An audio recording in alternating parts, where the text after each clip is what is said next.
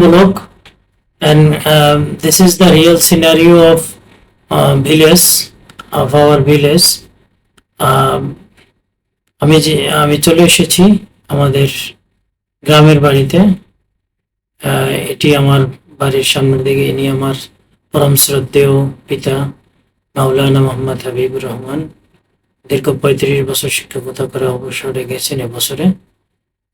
এটি আমার বাড়ি, এর সামনের দিক।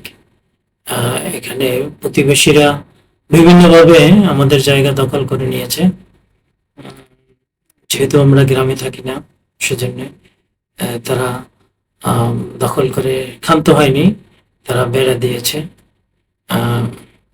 যাই হোক, এটি মূল উদ্দেশ্য হচ্ছে আপনাদেরকে গ্রাম বাংলার প্রাকৃতিক সৌন্দর্য দেখানো। তো এটি হচ্ছে আমার বাড়ির সামনের দিক। তো এটি আমার পরম শ্রদ্ধেয় পিতা। এটি আমার বাড়ির সামনের অংশ।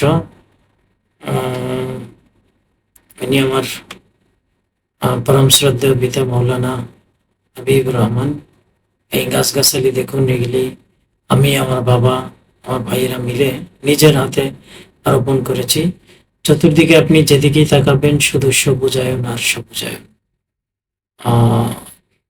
এই সবুজায়নের মাঝে গ্রামের মেঠো পথ সত্যি আপনাকে প্রাণ শক্তি এনে দিবে। আপনি যেন প্রকৃতির একদম কাছাকাছি চলে যাবেন। দেখুন, এই অটোতে করে ভ্রমণ, গ্রামের সিনারিও সত্যি আমাকে প্রাণ শক্তি এনে দেয়। শহরের যান্ত্রিক জীবনে ছেড়ে যখন এই প্রাকৃতির মাঝে যাই, তখন সত্যি নিজেকে খুঁজে পাই। এজন্যই সময় পেলে, ছুটি হোক পেলেই আমি অন্য কোথাও ভ্রমণ না করে আমার নিজের গ্রামে যাই। কারণ এখানের প্রত্যেকটা অঙ্গ নিঃশ্বাসে রয়েছে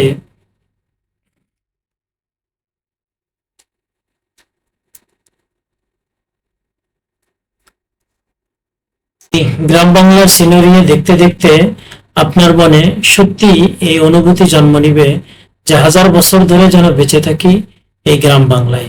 এজন্যই গ্রাম বাংলাকে, এই বরিশালকে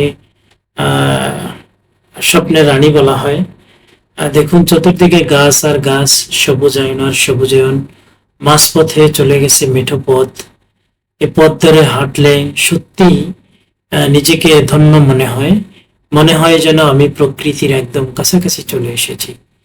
আসলে শহরের যান্ত্রিক জীবন ছেড়ে যখন একটু সুযোগ হয়, তখন গ্রামে আমি চলে আসি। সকলেরই উচিত, যাদের সুযোগ রয়েছে।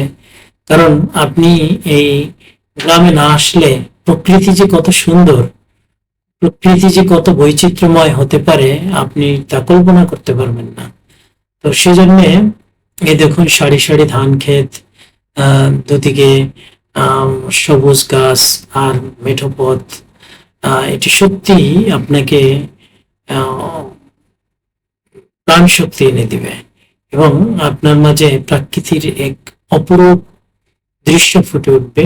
দেখুন, ধানের সিজনে ধান উঠেছে, চাষিরা ধান কেটেছে, চারিদিকে সবুজ আর সবুজ। এটি দেখলে সত্যি মন জুড়িয়ে যায়। গ্রামের এই মেঠো পথ বেয়ে যাওয়া, দুধারে সবুজায়ন, সত্যি মনে হয় যে যেন আমি রূপকথার গল্প বলছি। আসলে এটি রূপকথার গল্প নয়, এটি সরাসরি বাস্তব। এই মেঠো পথ ধরেই আমি আমার বাড়িতে যাচ্ছি অটোতে করে। দেখুন, এটি একটি মনোমুগ্ধকর দৃশ্য। এটি আমার বাড়ির পাশেরই একটি হিন্দু পাড়া বলে। তো এখানে আমার গাড়িটি একটু থামালো। তো এখন আমি এ পথ ধরেই যাব। এই মেঠো পথগুলি সত্যিই আমাকে মনের খোরাক যোগায়।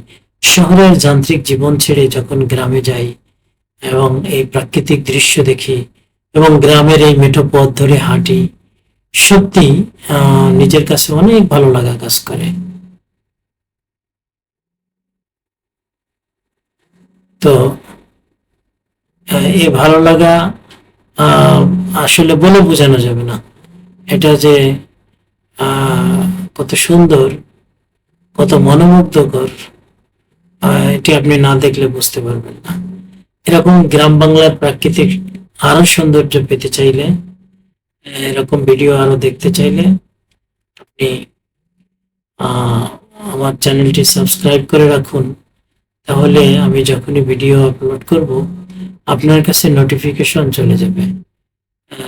আর দেখতে থাকুন আর উপভোগ করতে থাকুন গ্রাম বাংলার এরকম প্রাকৃতিক সৌন্দর্য। Thank you very much for watching this video. We are really grateful to for watching our video and subscribe our video. Thank you very much.